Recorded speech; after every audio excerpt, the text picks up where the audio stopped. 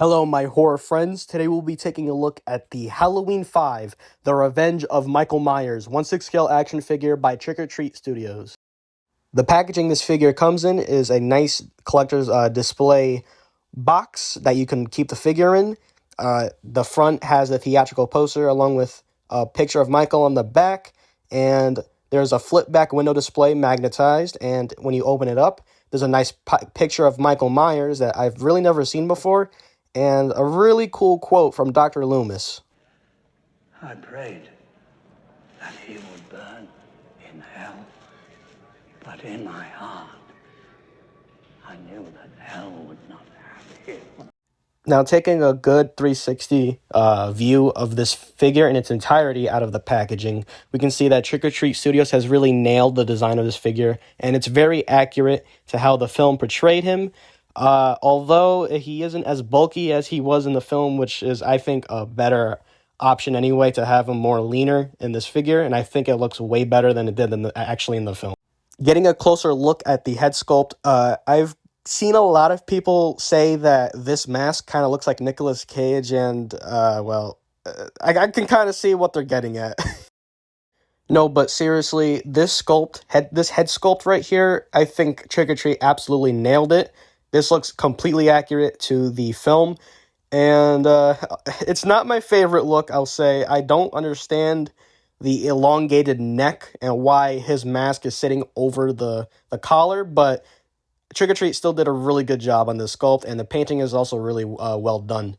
And you can also see there in the back of the head where the hair is, you can see there's some painted on hair in the back of the mask, which it kind of gives us this, I don't know, it's like this 3D effect, in my opinion. I think it looks pretty neat.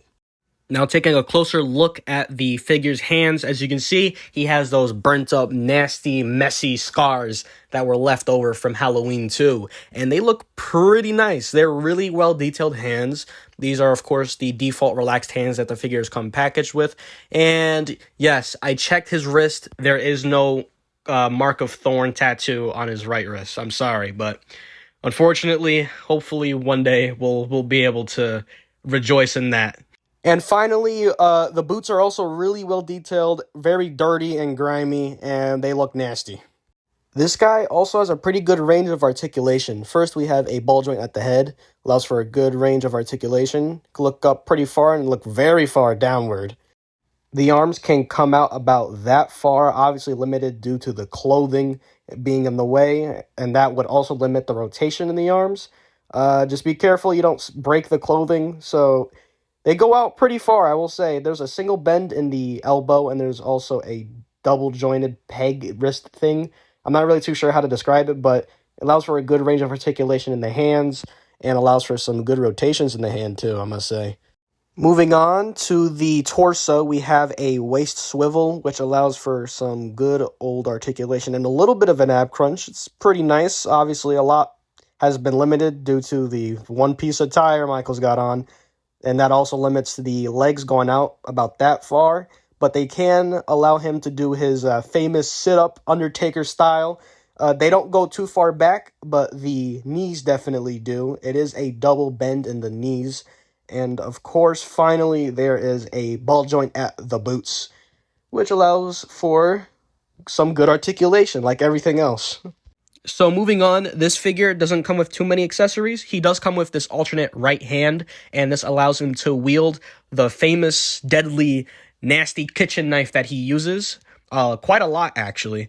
But this hand is very well detailed. The knife is also pretty well detailed and painted. Obviously, you can pose it however you want, either flipped upside down or the other way around. Doesn't really matter. As long as Michael has that knife, everything should be all right. And just in case you don't have a 6-scale figure yet, this applies to the 78. What I do to swap out the hands is I get a firm grip on the forearm, and then I twist and pull on the hand until it comes off. As you see, the peg is there. Then go ahead and just reverse that process by twisting and slowly pushing in the other hand, and until it'll snap on, and you'll be good to go. And of course, just take the handle and stick it through the hole inside the hand, and there you go. It's pretty simple. It's not too bad. Just do be careful because you don't want to snap the peg on the wrist. And for this figure specifically, the knife was a little too big for the hole in the hand. It's a little too tight, so I had to take the hand off to kind of try to push it in. It's a little bit of a pain, but you'll eventually get it. Now, here is Michael holding the knife. I think it looks pretty good. I really do like displaying him with the knife, which is what I'm going to do. I did want to recreate this when posing him.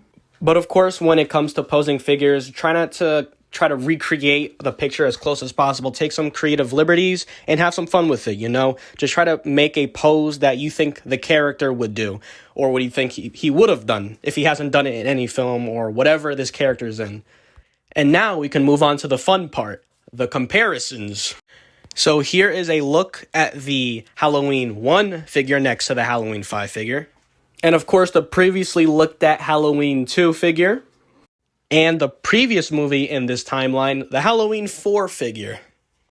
Now, if you're a Halloween 5 fan or a Halloween fan in general like myself, and you are collecting 6-scale figures of Michael Myers, then definitely recommend getting this guy. He is a very cheap figure considering the normal price of 6-scale figures.